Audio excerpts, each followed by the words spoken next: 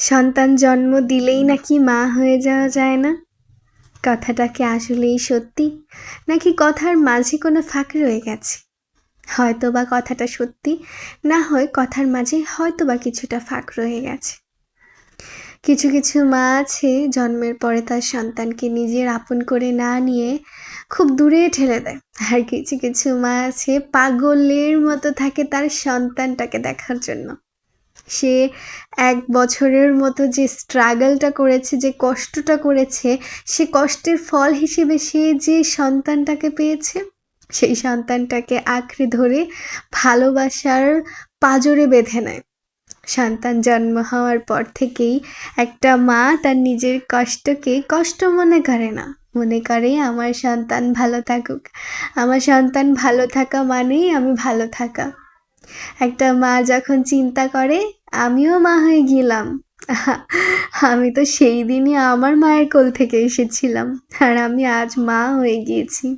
সেই গর্ব করার মুহূর্তটা না অনেক বেশি আনন্দের।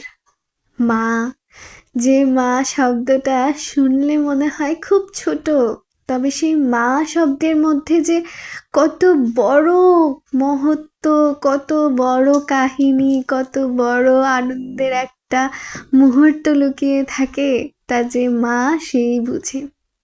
সন্তান যখন অসুস্থ হয়, মায়ের মনের মধ্যে একটা তোলপাড় চলতে থাকে। সন্তান যখন হাসি খুশি থাকে, তখন মা খুব বেশি খুশি থাকে যে আলহামদুলিল্লাহ, আল্লাহ আমাকে এমন নেয়ামত দিয়েছে যে নেয়ামতগুলো হাসি খুশিভাবে ঘুরে বেড়াচ্ছে। আমি আসলে আগে বুঝতাম না আমার মা কেন প্রতিদিন আমাকে নিয়ে স্কুলে যেত, আমার মা কেন স্কুলের সেই বেঞ্চে বসে থাকতো আমাকে নিয়ে আসার অপেক্ষায়, কেন আমাকে বারবার বলে দিত রাস্তা পার হতে গিয়ে অবশ্যই ২ দিকে তাকিয়ে নিবি। কারণ আমার মা আমাকে নিয়ে খুব বেশি চিন্তা করত। তার সারা দিন কাজের মধ্যে একটা কথাই মাথায় ঘুরতো, সেটা হচ্ছে আমার সন্তানটা কেমন আছে, আমার সন্তানটা কোথায় আছে, সে কী অবস্থায় আছে এবং কী করছে। তার কাজ 100% হলেও তার মনের মধ্যে পুরোটা 200%ই আমি, আর আমি, আর আমি। যেহেতু আমি আমার মায়ের একমাত্র সন্তান ছিলাম, সেহেতু চিন্তাটাও অধিক পরিমাণে ছিল। তাই বলে যারা একই সাথে ৪-৫ জন ভাই বোনের সাথে আছেন, তারা যে মায়ের মনে নেই তা কিন্তু বলছি না। মা কিন্তু তার মনের মাঝে সবগুলো সন্তানের জন্য একই রকম ভালোবাসা, একই রকম মায়া, একই রকম যত্ন, একই রকম সেবা বিচ্ছিন্নভাবে রাখে না, খুব সুন্দরভাবে সাজিয়ে গুছিয়ে রাখে। এই মা শব্দটি আমি যখন উচ্চারণ করি, তখন মনে হয় যে মায়ের মধ্যে এমন কতটা ভালোবাসা রয়েছে যেটা আমরা প্রকাশই করি না।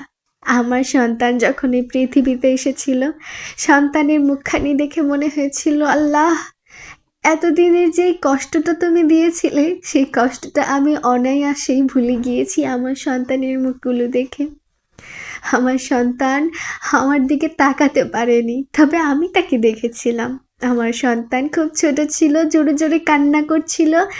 এই পৃথিবীতে তার মানিয়ে নিতে একটুখানি সময় লাগছিল, তবে আমি ছিলাম এই পৃথিবীর মধ্যে অস্থিরমান একটা মানুষ, আর আমি আমার সন্তানদেরকে দেখে নিজের মনটাকে শান্তি করে ফেলেছিলাম। মা শব্দটি আমার কাছে মনে হয় অনেক বেশি মূল্যবান একটা শব্দ। তাই তো নবী করিম সাল্লাল্লাহু আলাইহি ওয়াসাল্লামের প্রেক্ষিতে, আল্লাহর প্রেক্ষিতে, সব কিছুর প্রেক্ষিতে মা কিন্তু অনেক বেশি মূল্যবান একটা শব্দ। আর মায়ের সাথে কখনোই খারাপ আচরণ করাটা হয়তোবা আমাদের জন্য একদমই করণীয়, কখনোই না। যদিও মাঝে মাঝে খুব খারাপভাবেই বলে ফেলি, মা কেন এত কথা বলছো, মা কেন আমার কথা শুনছো না, মা গো কেন আমাকে বাহিরে যেতে দিচ্ছ না, কেন আমাকে এই কথাটা দিয়ে বেঁধে রাখছো। তবে তখন আমরা বুঝি না যে মায়ের মনের সেই আকুতি বিকুতিমূলক কথাগুলো কেন ছিল।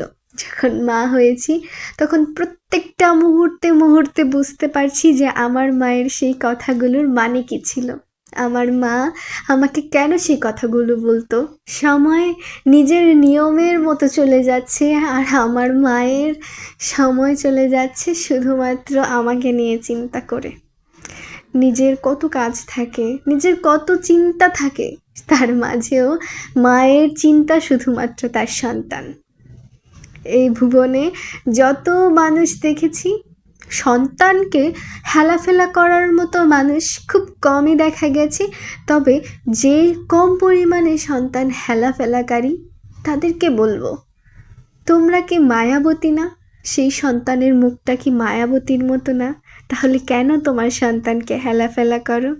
মাগো, তোমাকে যে আমি অনেক ভালোবাসি মা, তারপরও তোমাকে বলতে পারি না মুখ ফুটে। তবে মা, তুমি সবসময় ভালো থাকো, সুস্থ থাকো, সবসময় হাসি খুশি থাকো।